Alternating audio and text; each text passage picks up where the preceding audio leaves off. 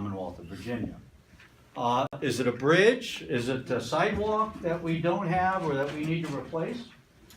Is there an infrastructure deficit here in Prince William?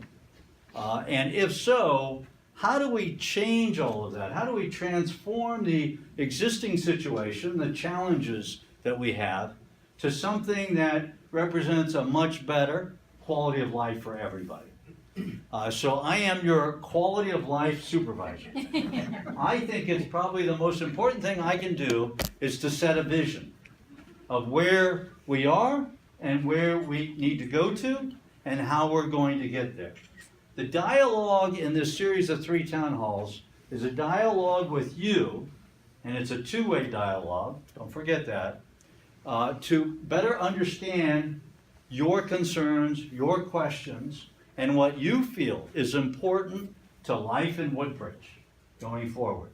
I will caveat that to say I'm with government. Things don't happen really quickly overnight. No. I've become a very patient man, but as you all will see, we're beginning to see that transformation along the Route 1 corridor. With $290 million invested in the widening of Route 1, in the undergrounding of utilities for about 7 miles, with the demolition of about 54 ugly, blighted, empty buildings, stuff from the past. And today we are building a new Woodbridge. And the vision of a new Woodbridge is really something that's based on sort of a 3-legged stool. The first leg is about making sure that we make the right development choices in our community. Those choices are not just made by 8 members on the Board of Supervisors. They're made by 5,000 county staff that work for Prince William, and it's made by the 500,000 or so people who live in the greater Prince William area. That includes all of you.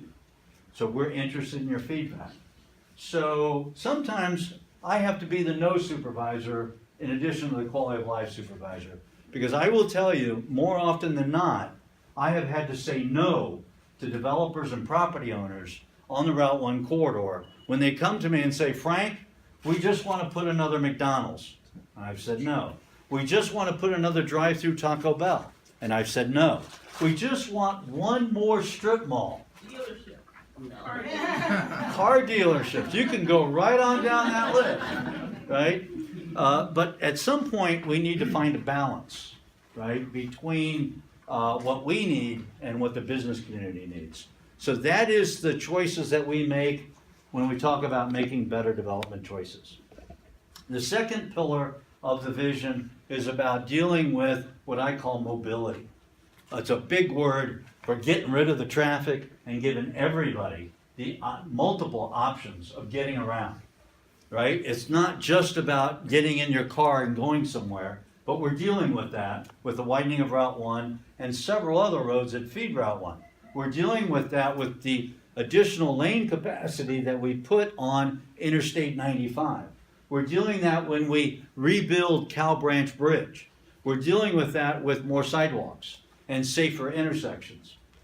But it's not just about roads, because as a consultant told me several years ago, Frank, we could pave your way right out of that traffic problem you have with 19 lanes of traffic up and down Route 1.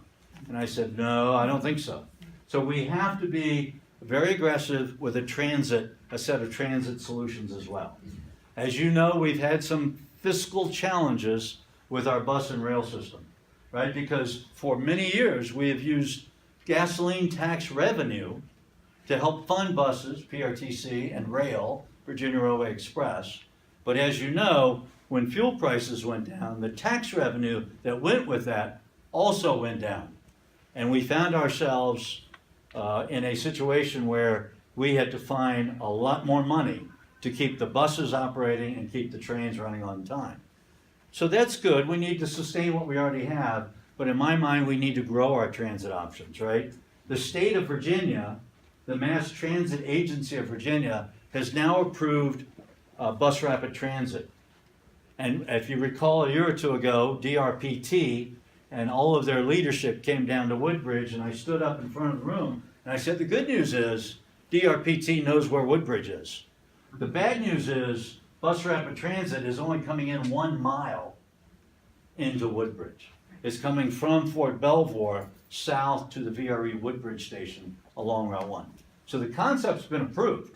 They understand how it's going to operate, but it's only 1 mile coming into Prince William County. And as I ranted and raved a couple of years ago, that's just not good enough. But we'll see how that goes.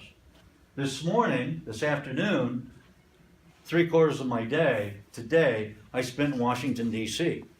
with about a half a dozen federal and state agencies who are now, I would say, champions of fast ferry service. We now have not one but 2 grants, federal government grants, that we are now moving forward on to be able to launch fast ferry service as another transit opportunity or solution for people who live in eastern Prince William to get, in this particular case, from here to MGM, the new casino, to Joint Air Force Base Bowling, to Fort Belvoir, and into the Southeast DC waterfront, where you see all of that office and job development going on the water. So we will have more to talk about when it comes to fast ferry in a very, very short while. Our partner, Northern Virginia Regional Commission, is going to be letting a contract to perform an environmental impact statement, which when you get to the environmental impact statement stage in a project, you know you're making progress. Right? It's slow, but you're making progress. So it's about mobility. It's also the third leg of the stool is about what is it we're going to do, what are the choices we're going to make with regard to our neighborhoods. That is behind the Route 1 corridor, right? Neighborhoods that some of which have been there for many years, second, third, fourth generation have grown up and grown through those neighborhoods, and then other new developments, residential developments that are covenant, like Port Potomac, Potomac Club, Eagles Prospect, many other, Belmont Bay, Potomac Town Center. So what is it that we need to do to ensure that we're continuously reinvesting in our neighborhoods? And the way that that's manifested is many different ways. Well, one is to make sure that we have the gas lines, safe gas lines with Washington Gas. Washington Gas is now in the Neabsco Hills Acres part of the neighborhood, replacing 1,000 gas lines, or gas lines to 1,000 homes. Dominion Electric has announced the replacement of transmission lines from Possum Point up to their substation at Smith.